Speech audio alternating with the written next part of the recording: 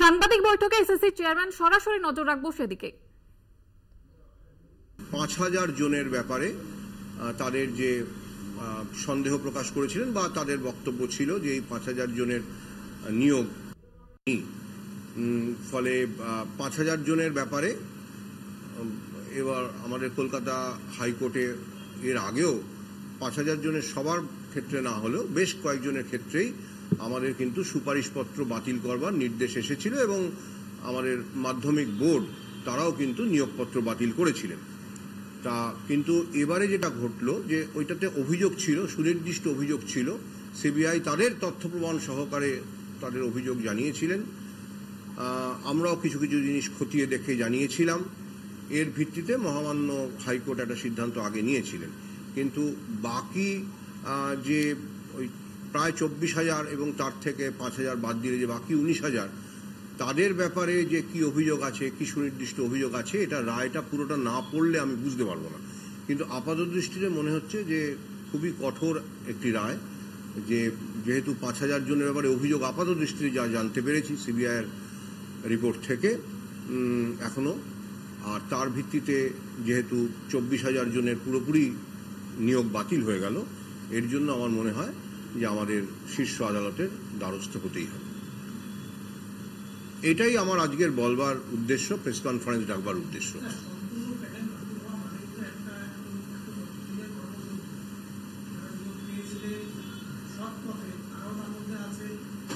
হ্যাঁ, আমি তো সেটাই বলছি যে আমার বক্তব্য এটাই যে মোট যদি ২৪,০০০, সংখ্যাটা অ্যাকিউরেট নয়, মোট যদি ২৪,০০০ জন সুপারিশপত্র নিয়োগপত্র পেয়ে থাকেন, কম বেশি মানে চাকরি করছেন তারা, আর দীর্ঘ তদন্তের পরে ৫,০০০ মতন সংখ্যার চাকরি যারা করছেন, চাকরিজীবী, তাদের চাকরিরত শিক্ষাকর্মী এবং শিক্ষক, তাদের ব্যাপারে সিবিআই এর একটা অভিযোগ ছিল, তথ্য প্রমাণ সহকারে কিছু বক্তব্য ছিল, যেটা মহামান্য আদালত গ্রহণ করেছিলেন এবং বাতিল করেছিলেন অতীতে ২০২২ সাল থেকেই।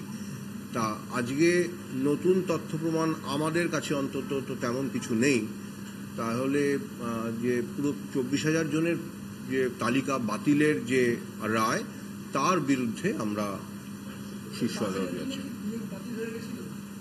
৫,০০০ জনের মধ্যে অনেকেরই, সবারটা হয়নি, যেমন একাদশ দ্বাদশ শ্রেণীতে কারোরই হয়নি।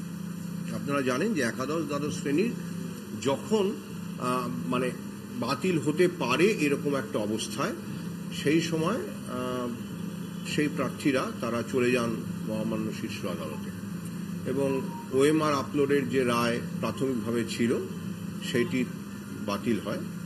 আমরা নাম, রোল নাম্বারটা শুধু আপলোড করতে পারি মহামান্য শীর্ষ আদালতের নির্দেশে। সুতরাং একাদশ দ্বাদশ শ্রেণীতে কিন্তু কোনো বাতিল হয়নি। নবম, দশম এবং গ্রুপ সি, গ্রুপ ডিতে বেশ কিছু চাকরি বাতিল হয়েছে।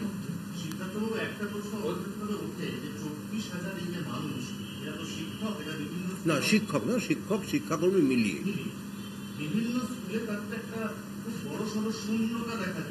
নিশ্চয় নিশ্চয় না। এটা দেখুন, এটা আমার বিচার্য বিষয় নয় ঠিক, কারণ এটা তো ধরুন এডুকেশন সিস্টেমটা তো রাজ্য সরকার পরিচালনা করেন, আমরা সুপারিশ করার দায়িত্বপ্রাপ্ত একটি সংস্থা, আমরা সুপারিশেই বা নিয়োগ, তার সঙ্গে সুপারিশের সঙ্গে নিয়োগ চলে আসে, এই আসপেক্টেই আমি আপাতত নিজেকে সীমাবদ্ধ রাখছি। আমরা সুপারিশপত্র বাতিলের যে যদি আমাদের রায় হয় যে ২৪,০০০ সুপারিশপত্র প্রত্যাহার করবার, বা উনি হয়তো সরাসরি বাতিল করে দিয়েছেন, সেটা দেখতে হবে কি রায়টা হয়েছে, কিন্তু সেটাতে আমি অসন্তুষ্ট বলেই আমি অ্যাপিলের কথা ভাবছি।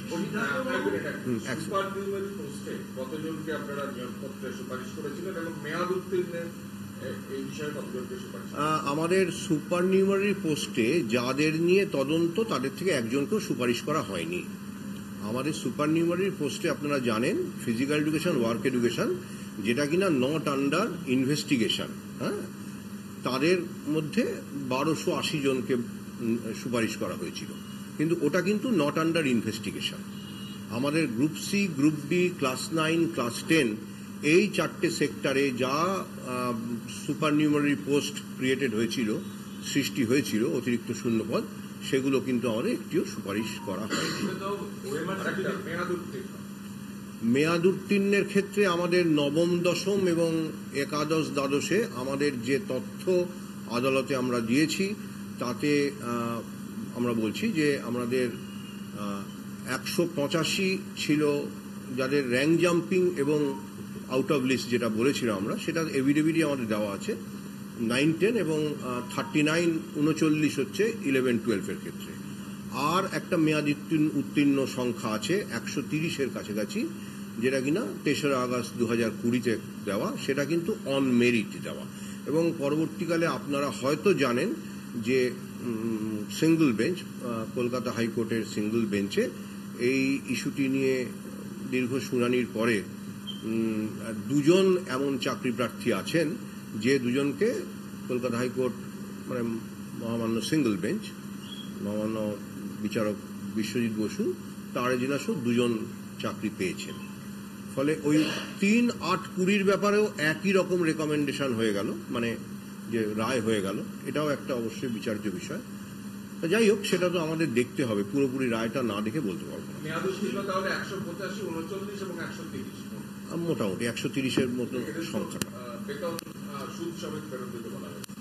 সেটা আমি দেখে, আর এটা তো আমি এক্ষুনি বলতে পারবো না। আমাদের তো রায়ের ব্যাপারে অ্যাপিল থাকবে একটা, আমাদের সব পয়েন্টই কভার করতে হবে, রায়ের বিভিন্ন পয়েন্ট নিয়ে সেটা তো কভার করতে হবে। যদি মনে করি সেটা অ্যাপিলেবল, কোনো রায়ের সঙ্গে তো আমি কোনো একটা অংশের সঙ্গে তো এসএসসি কোনো আপত্তি নাই থাকতে পারে, দেখতে হবে। আমি তো একটা কথাই তো বললাম যে রায়ের পুরোটা পড়িনি, প্রত্যেকটি পয়েন্ট দেখিনি। আপনি যেটা মুখে রিপোর্ট করছেন আমাকে, সেটাও আমাকে পড়ে জানতে হবে, আমার আইনজীবীদের সঙ্গে কথা বলে জানতে হবে। আমি তো প্রচার মাধ্যমে রিপোর্টের উপর বলতে পারবো না। আমি যেটুকু বলতে পারলাম সেটুকুই, যে সাদামাটা একটা হিসাব, যে 5,000 অভিযোগ কেন্দ্রীয় তদন্তকারী সংস্থার পক্ষ থেকে, আর 24,000 মোট চাকরিজীবী বা চাকরি করছেন, চাকরিরত। তারা বাকি 19,000-এর ক্ষেত্রে যে কি পেলেন মহামান্য আদালত, যে বাতিল করবার যোগ্য মনে করলেন, সেটা আমাকে জানাতে হবে। হ্যাঁ, উনি একটা কিছু বলছেন, না উনি বলছেন, উনি আগে বলছিলেন। আদালত একটা বিষয়ে বলেছে, এই রাজনীতিকে যে এত পরিমাণ বেআইনি হয়েছে, যে কে আসল কে বেআইনি এইটা পৃথক করা কার্যত দুঃসাধ্য। এমনকি রাজ্যকে তারা তাগাদা দিয়েছিলেন, কোটান করে এই কথা বলেছেন, তাগাদা দিয়েছিলেন, কিন্তু সেটা হয়নি। স্টেট থেকে আপনাদের কমিশনে এরকম কি অর্ডার এসেছিল যে কোনটা কারা অযোগ্য কারা যোগ্য, সেই সেপারেশন করাটা? আমার জানা নেই যে এরকম কোন স্টেটের তরফ থেকে স্টেটকে মহামান্য আদালত কোন নির্দেশ দিয়েছেন কিনা, এবং স্টেট আমাদের কাছে সেটা জানতেও চাননি কখনো, সেটা তো অবশ্যই। কিন্তু মানে এই মামলা চলার পরে আর কি, হ্যাঁ, এরকম কোনো নির্দেশ দিয়েছিলেন কিনা আমার জানা নেই। এটা আমাদের অ্যাকচুয়ালি, আমি একটা কথা বলি, এই যোগ্য অযোগ্যের যে মানে কি বলবো বিভাজন, সেটা তো আমরা অবশ্যই এভিডেভিট সহকারে এই কোর্টে কিন্তু পেশ করেছি, যে আমাদের চোখে এবং অবশ্যই সিবিআই এর অনুসন্ধানের পরে কতজন মোট নিয়োগ পেয়েছেন, আমাদের তরফ থেকে সুপারিশ পেয়েছেন, এবং কতজনের ব্যাপারে অভিযোগ আছে। এই যে আলাদা করে দেওয়াটা, যে ওএমআর সংক্রান্ত অভিযোগ, র্যাঙ্ক জাম্পিং এর অভিযোগ, কি আউট অফ প্যানেল, এইগুলো আলাদা করে কিন্তু আমরা মহামান্য আদালতের কাছে পেশ করেছি। এটা তো আমাদের কাছে, এই তথ্যটা তো আমাদের কাছেই থাকে। যেটা আমি বলেছিলাম যে 5 অবশ্যই ব্যবস্থা নেওয়ার তো কোনো ইয়ে ছিল না, অবস্থা ছিল না, কারণ ওটা তো বিচারাধীন ছিল। এক সময় ব্যবস্থা নেওয়া হয়েছিল 9, 10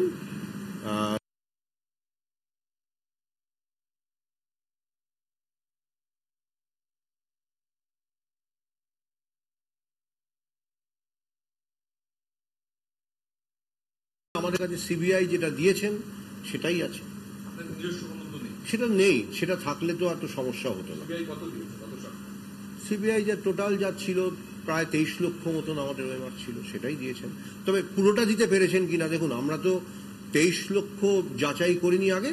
আমাদের ঠিক খুব সুনির্দিষ্ট বক্তব্য ছিল মহামান্য আদালতের কাছে, যে 23 লক্ষ যাচাই করে, মানে এগুলো সবই আমাদের আদালতে বলা, পেশ করা, যে আমরা 23 লক্ষ যাচাই করে সংখ্যা মিলানো, অর্থাৎ সিবিআই যেগুলো বলেছেন যে 952 গরমিল আছে 9, 10-এর ক্ষেত্রে, কি 907 গরমিল আছে 11-12 ক্ষেত্রে। এই যে সংখ্যাগুলো, এইগুলো সঠিক সংখ্যা ওরা বলছেন কিনা 23 লক্ষ যাচাই করে বলা আমাদের পক্ষে মানে দীর্ঘ সময় লাগবে। সেই জন্য আমাদের কোন 952 ক্ষেত্রে তাদের আপত্তি, কোন 907 ক্ষেত্রে তাদের আপত্তি, গ্রুপ সির ক্ষেত্রে কোন 3481 ক্ষেত্রে তাদের আপত্তি, এইগুলো সিবিআই আমাদের আদালতের নির্দেশে আমাদের দেয় এবং সেগুলোকে আমরা মূল্যায়ন করি। এখন পুরো হার্ড ডিস্কের মধ্যে সবকটি আমি খুঁজে পাবো কি পাবো না, যেটা আমাদের মহামান্য আদালত স্পেশাল বেঞ্চ জিজ্ঞাসাও করেছিলেন, আমিও জানিয়েছিলাম যে সবকটা পাওয়া যাবে কি যাবে না, মানে আমাদের আইনজীবী মারফত জানিয়েছিলাম, সেটাই বলতে পারবো না, তবে নিশ্চয়ই অধিকাংশই পাওয়া যাবে। 23 লক্ষই পুরোপুরি ওই সিরিজ, মানে প্রত্যেকটি আছে কিনা,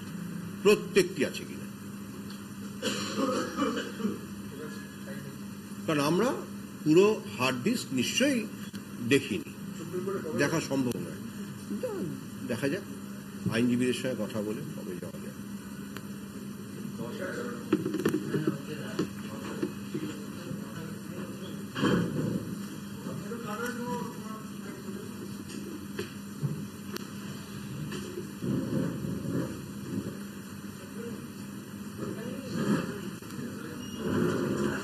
না না না না